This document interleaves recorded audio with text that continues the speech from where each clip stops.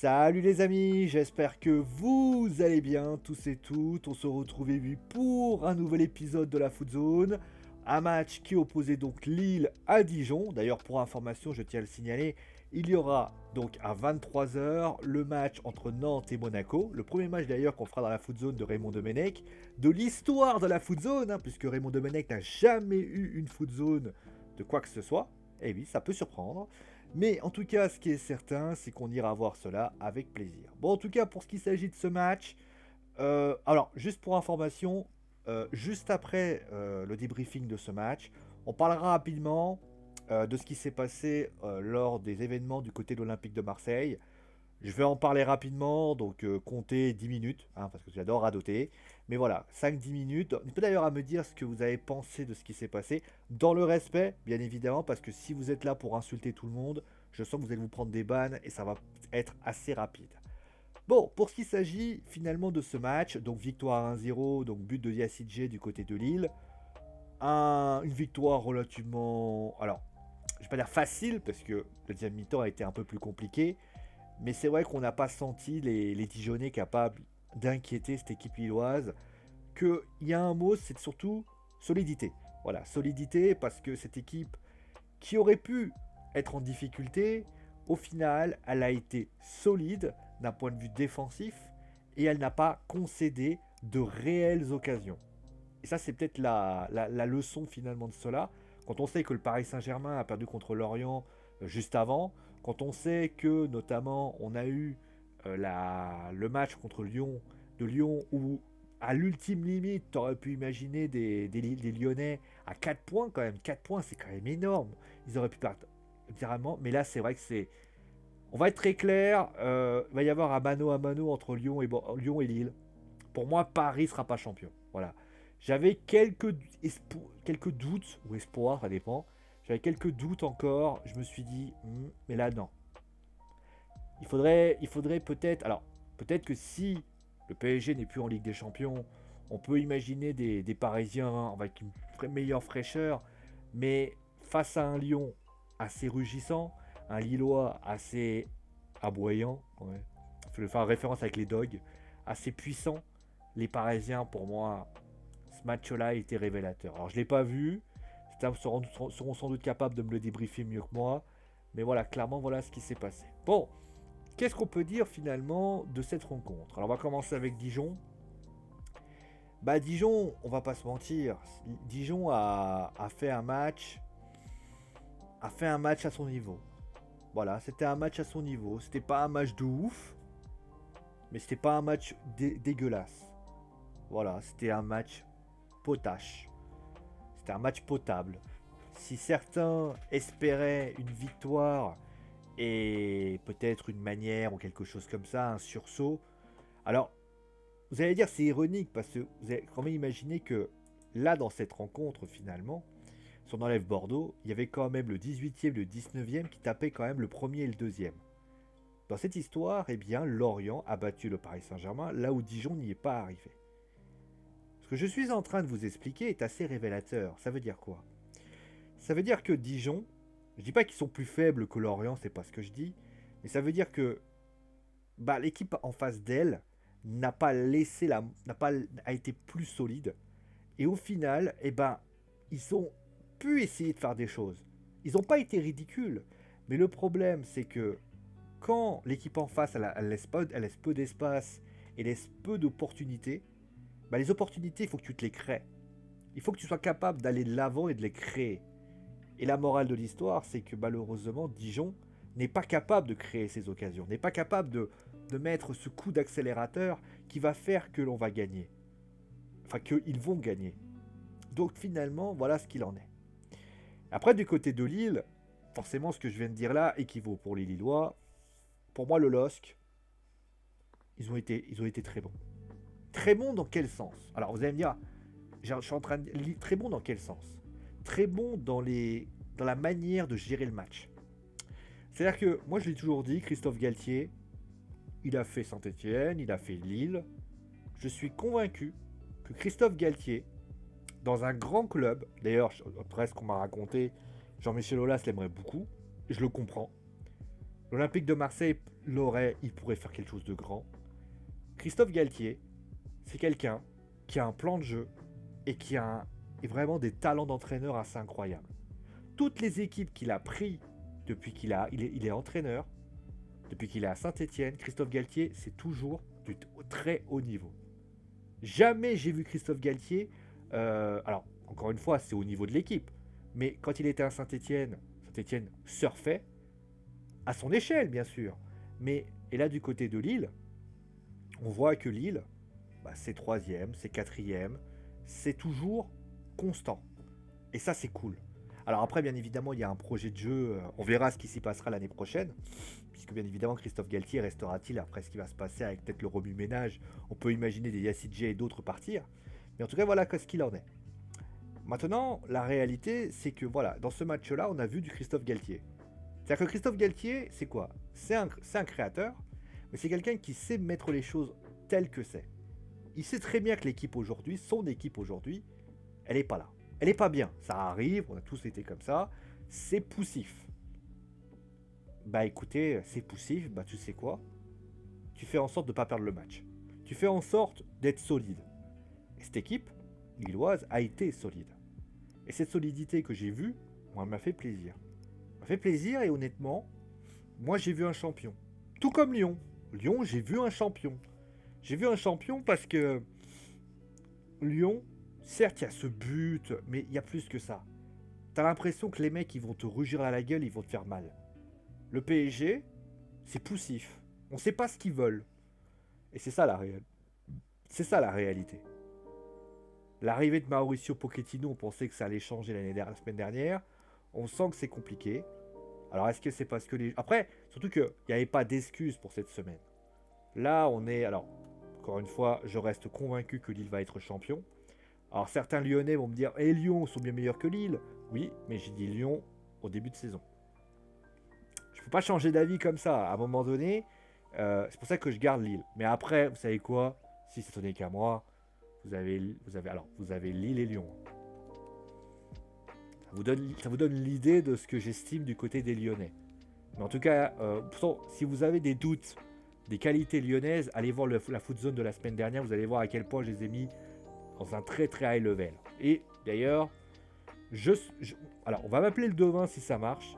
Je ne serais pas étonné que les Parisiens, qu'il y ait une sorte de passage à témoin et que lors du match retour, on ait une victoire probante des Lyonnais contre les Parisiens. Marquez bien cette date, je sens que ça va arriver.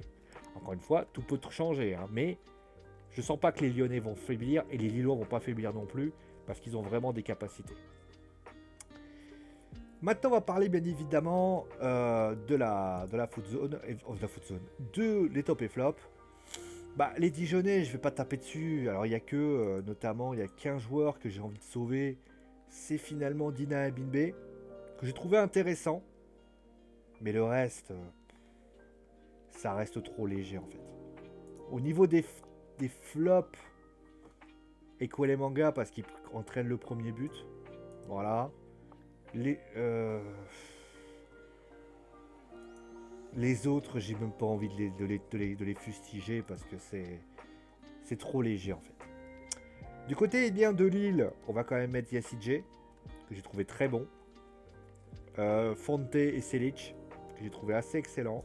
La paire André Soumaré, que j'ai trouvé intéressante. Et en flop, je mettrai Jonathan David, que j'ai trouvé assez inexistant dans ce match. Ça peut arriver. Et Bamba aussi, qui a eu quelques occasions, mais je l'ai trouvé un peu un alternatif. J'ai pas trop aimé qui il était. Voilà ce qu'on pouvait dire dans ce match. Voilà une victoire des Lillois difficile. Mais à la fin, vous savez, quand on comptera les points, vous savez, c'est comme quand on compte les coups. C'est pas le petit coup que vous mettez comme ça dans la boxe. Si vous mettez ce petit coup-là à un moment donné, mais qu'à la fin, il vous donne la victoire finale, vous vous souviendrez peut-être pas du coup de ce coup-là, mais en tout cas, les gens se souviendront peut-être pas ça, mais en tout cas, vous aurez gagné. C'est ça le plus important. Bon, maintenant que j'ai dit ça, on va passer bien évidemment, et ça vous l'avez compris, à l'événement qui a eu lieu ce week-end. Alors je vais prendre un ton un peu plus grave, un ton un peu moins, un peu moins humoristique. Même si c'est pas le but de la foot zone de raconter des conneries et des trucs comme ça. Alors, il s'est passé, donc, pour rappeler un petit peu ce qui s'est passé, samedi, il y a eu donc un événement malheureux puisque les supporters marseillais ont décidé de faire une descente au centre Robert Louis Dreyfus. Euh, et il s'avère que, donc il y a des grilles, ils ont réussi à exploser les grilles, à rentrer et à s'en prendre notamment à certains joueurs. Alors et après, il y a eu de tout, hein. Il y en a qui ont dit que Alvaro González a été attaqué, que notamment il y a eu des insultes, il y a eu des jets, il y a eu vraiment des incendies. On dit que notamment il y a eu des choses qui se sont passées. Alors, je ne sais pas ce qui s'est passé. Moi, je vais surtout m'appuyer sur le geste en lui-même. Qu'il y ait eu des blessés, qu'il y ait eu des choses, et quelles seront les conséquences, bien sûr, on va en parler. Bah, déjà, bien évidemment, je cautionne pas ce qui s'est passé, parce que je comprends tout à fait. Alors, vous allez voir, je cautionne pas parce que on ne peut pas cautionner la violence. Moi, je suis pas là pour dire à un moment donné, oh ben putain, Marseille, putain, vous êtes. Non. Ce qu'a fait l'Olympique, ce que font les supporters marseillais là, n'était pas bien. Même si ils ont les meilleures raisons possibles, la violence n'est pas la solution. C'est comme à un moment donné quand il y a eu les gilets jaunes, quand il y a eu les casseurs qui arrivent, etc. Tu veux peut-être, voilà, à un moment donné, les gilets jaunes, quand il y a eu de la casse, et que c'était eux qui le faisaient, attention, quand je dis c'est eux, je précise bien, à un moment donné, moi je peux pas cautionner ça. Je peux pas cautionner ça parce qu'à un moment donné, si je cautionne ça, ça veut dire quoi? Ça veut dire que je dis voilà, bah pétez tout les mecs. Non. Même si je cautionne pas, je peux le comprendre. Je peux comprendre l'agacement, la détresse et la colère des supporters marseillais. Pour plusieurs raisons. La première, c'est quoi? Les résultats. Aujourd'hui, les résultats de l'Olympique de Marseille sont totalement indécents. Dire la vérité, c'est pas possible d'avoir. Vous êtes l'Olympique de Marseille et vous n'êtes pas capable de gagner. Déjà, c'est quelque peu inquiétant. Ensuite, vous vous retrouvez avec une direction arrogante. C'est-à-dire que vous êtes dans la merde, c'est le cas, vous êtes dans la merde, mais au lieu de vous comporter comme un président qui dirait voilà, moi, à un moment donné, mais vous insultez les gens. C'est comme, à un moment donné, c'est comme quand Emmanuel Macron disait bah, tu sais quoi, passer le trottoir, aller chercher du boulot. Attends, oh, tu vas te détendre 5 minutes, Manu. Aux dernières nouvelles, tu sais pas ce qu'a fait la personne, tu sais pas comment ça se passe. Et ben, quand t'entends Jacques-Henri Hérault tout simplement dire ah mais moi c'est pas faut pas qu'il y ait de Marseillais à l'Olympique de Marseille. C'est pour ça que c'est la merde. J'ai envie de quand j'entends ça, j'ai envie de dire mais les gars, vous êtes cons, vous le faites exprès. Justement, la ville, c'est l'Olympique de Marseille. Qu'il y ait des Marseillais qui soient amoureux de ce club, mais c'est la base. Et qu'il y ait des Marseillais qui travaillent dans ce club, c'est la base. Regardez par exemple José Anigo. Alors je sais que je cite peut-être celui que vous n'aimez pas, mais José Anigo, c'est un supporter marseillais, il est marseillais de cœur, et pourtant on sent l'amour qu'il a. Alors, il y a des clubs, il y a des joueurs qui sont très attachés à l'Olympique de Marseille, Mandanda, etc. Mais quand vous voyez ça, vous vous dites, c'est pas possible. Voilà, c'est à un moment donné, c'est de l'arrogance. Quand tu te permets, Jacques-Henri Hérault, de te moquer d'un supporter mythique qui s'appelle René Malville, ben, j'ai envie de te dire quelle arrogance. On ne se moque pas d'un supporter. Alors, que ce soit René Malville ou n'importe qui, ça aurait été Mohamed Eni, j'aurais dit pareil. Mohamed Eni, René Malville ou Michel Tonini ou d'autres supporters marseillais, on se doit de respecter les gens qui ont fait ce... Parce que, je rappelle, hein, quand un jour Franck Marcourt s'en ira, eh bien, ses supporters seront encore là.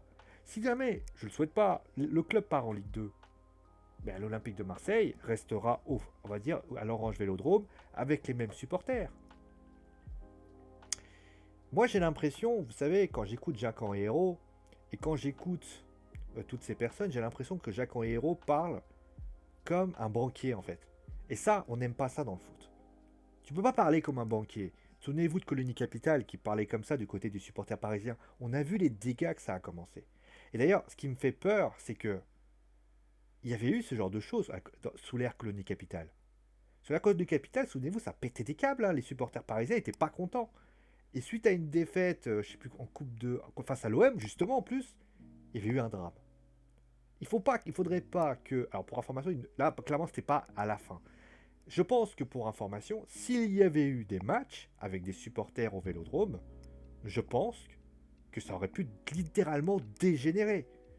On aurait pu avoir pas dire un OM-PSG, mais une sorte de Franck McCourt épisode 2. Donc ce qui se serait passé pour le PSG, ils auraient eu pour l'OM.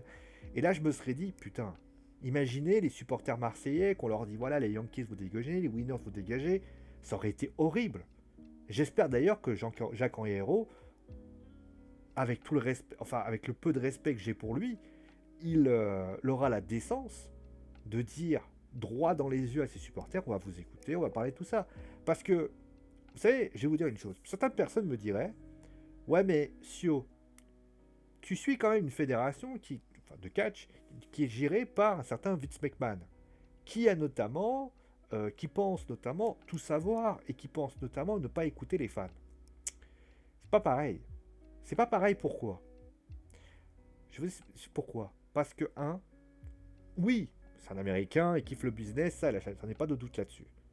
Mais la différence entre Vince et Frank McCourt, et donc Jacques Henriero, c'est qu'il n'a jamais manqué de respect, alors, hors storyline, il n'a jamais manqué de respect au public. Il sait ce qu'il compte au public. Il sait ce que le public... C'est pour ça qu'il y a autant d'interactions entre le public et tout ça, c'est parce qu'il sait ce que le public lui a donné, et il sait aussi ce que lui a donné au public. Et c'est un échange. Et plus important que ça, c'est surtout quelqu'un, Vince, on peut lui donner tous les défauts du monde, mais il a fait ses preuves. Jacques Henriero n'a jamais fait ses preuves à l'Olympique de Marseille, et Franck McCourt non plus. Quand il met 200 millions de dollars, Vince McMahon, c'est parce qu'il... Voilà. Donc, une nouvelle fois, moi je pense que... On a parlé notamment peut-être du report du prochain match de l'Olympique de Marseille au Vélodrome, donc ce sera contre le Paris Saint-Germain. Je sais pas si c'est une... Alors, c'est Pierre Ménès qui en a parlé. Je sais pas si c'est une bonne idée. Clairement, je sais pas. Parce que c'est possible aussi que l'incident qui a eu lieu là peut se reproduire la semaine d'après. En plus, il y aura les Parisiens. Ça veut dire clairement que tu peux imaginer peut-être des Parisiens qui vont se retrouver avec des caillas dans la gueule. Ça peut jouer. Est-ce qu'il faudrait peut-être pas redescendre le truc, faire en sorte que ça se calme, discuter avec les supporters, faire que ça se calme, voir un peu comment les choses peuvent se passer. Parce que s'ils ont plus opportunité d'ouvrir les portes là, imaginez-vous ce qui peut se passer.